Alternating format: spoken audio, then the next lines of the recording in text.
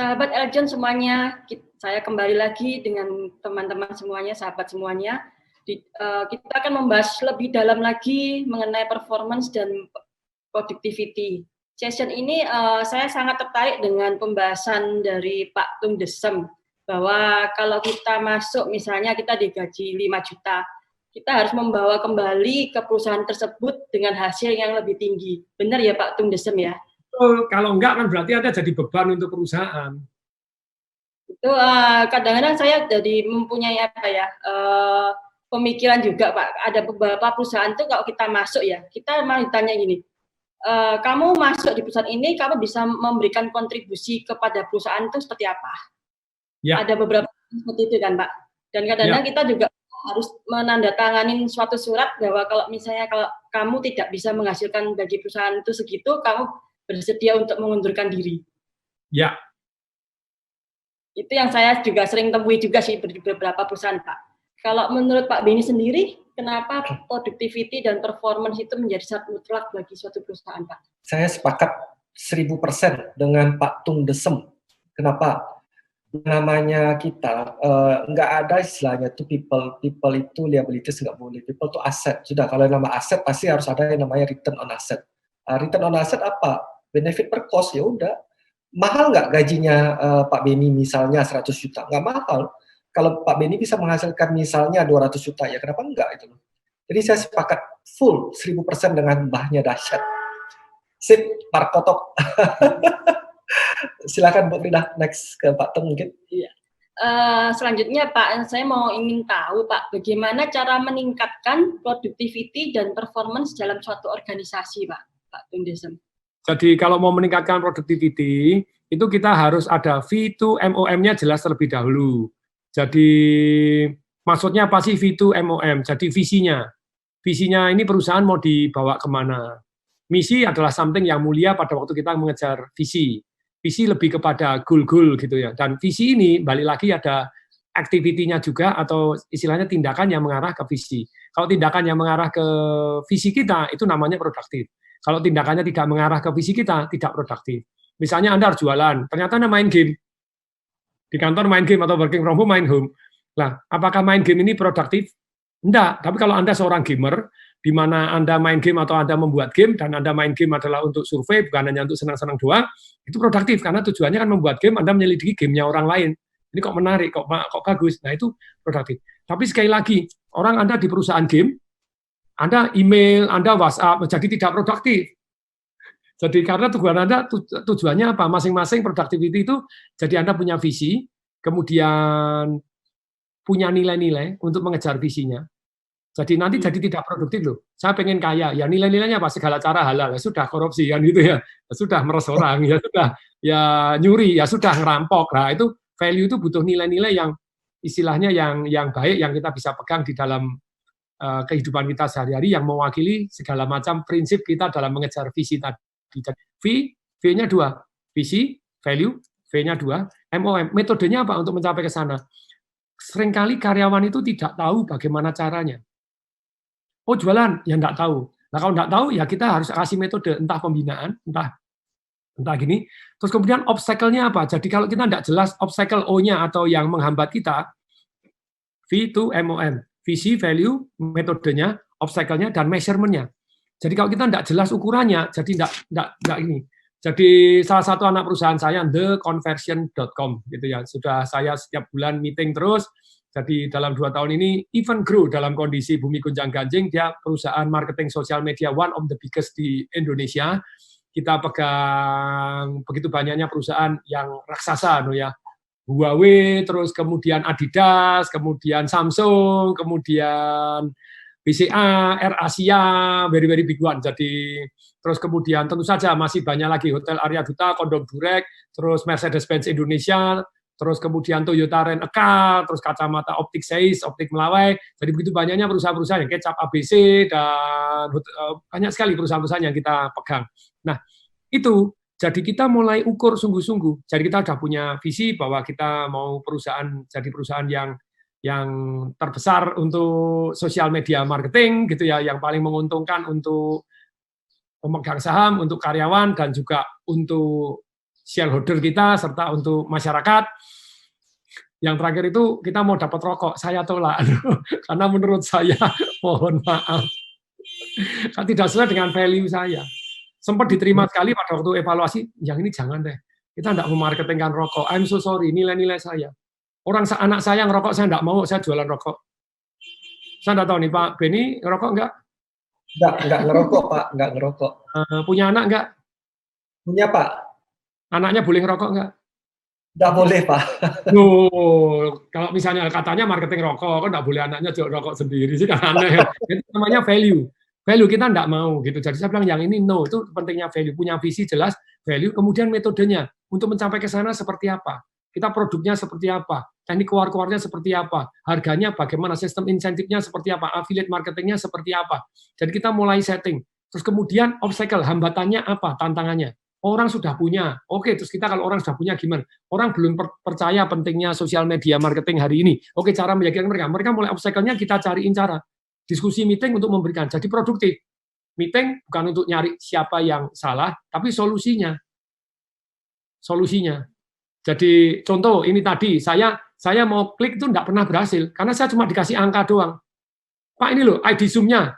Saya enggak bisa berhasil ID Zoom masuk ke nomor telepon, enggak bisa. Link-nya mana?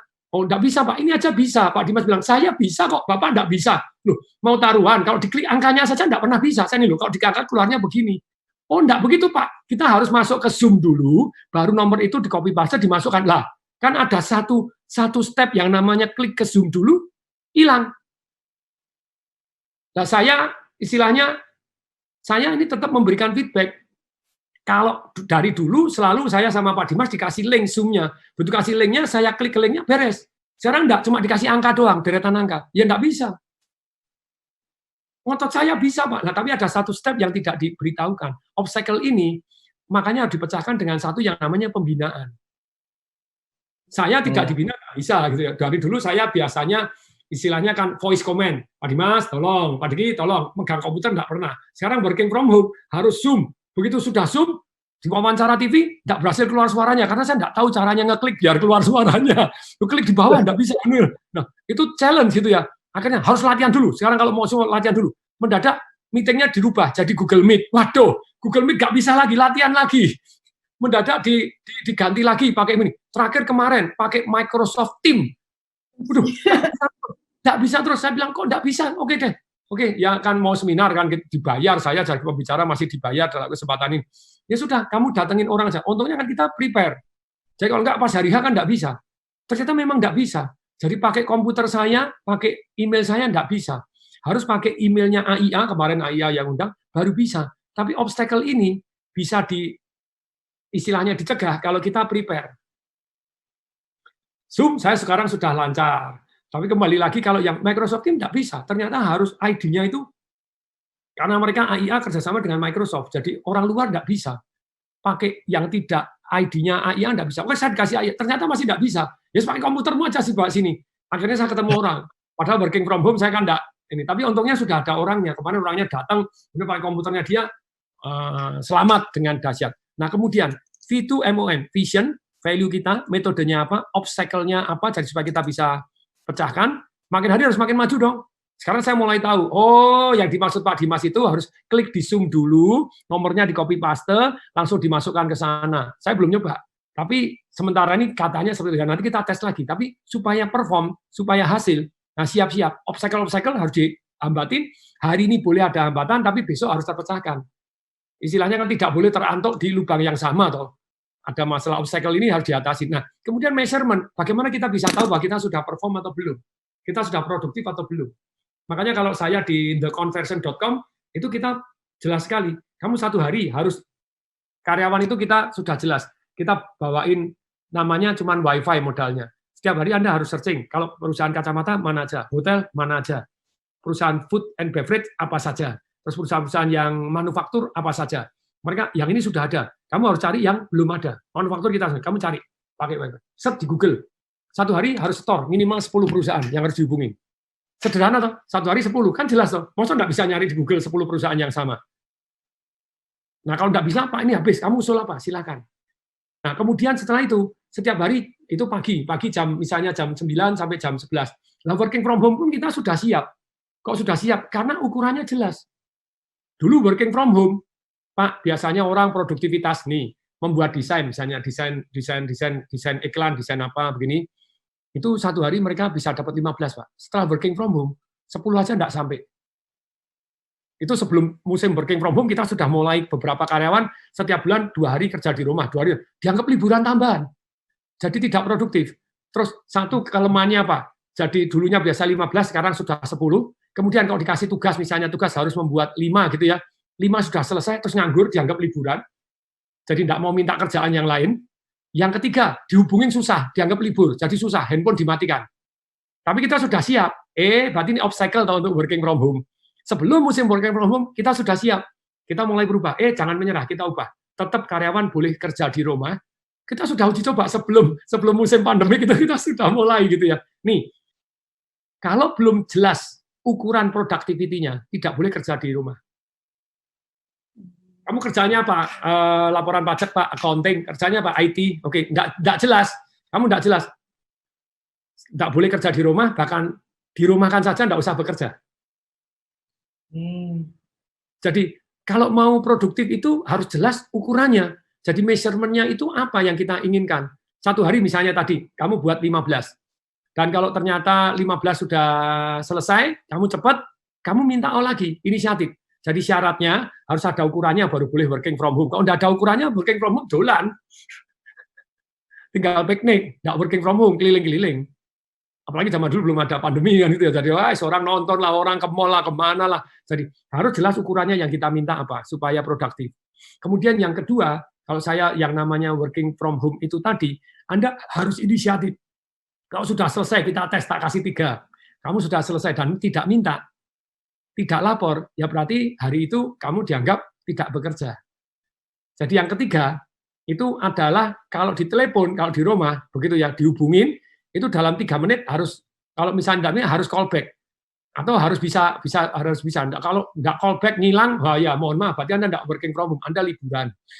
Jadi productivity ini harus ada ukurannya yang kita mau, terus harus ada laporannya. Makanya saya bilang Pak Dimas, kalau karyawan Anda tidak lapor, berarti hari itu tidak dianggap masuk kerja. Ini Pak Dimas ada di sini nih. Siap Pak Dimas? Siap Pak, siap.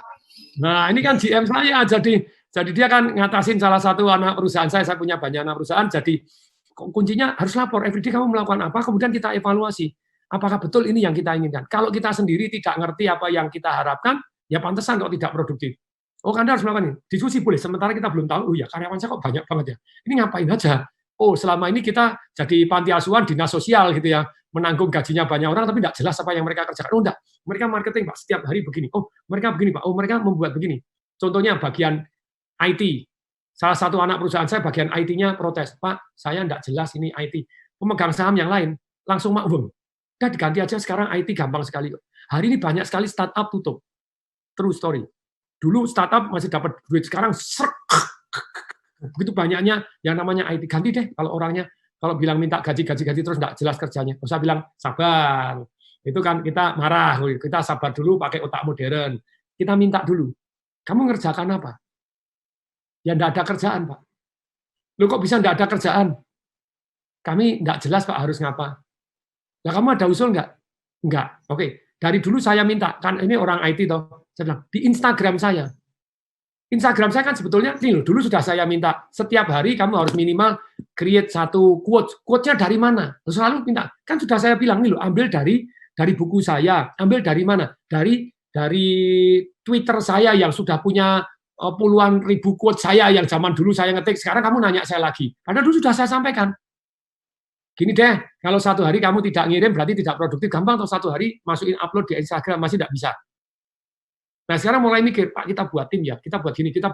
Jadi mendadak usulnya seru-seru. Pak nanti di Instagram kita buat kuis ya, buat begini. Keren, ini loh namanya produktif, nggak nunggu disuruh, inisiatif. Iya Pak Tung Desem, saya dengar bahasanya Pak Tung Desem semakin lama semakin seru juga ini Pak. Sahabat Eljon semuanya, kita akan lanjut lagi untuk session berikutnya. Tetap stay tune di acara kita Indonesian Business Forum.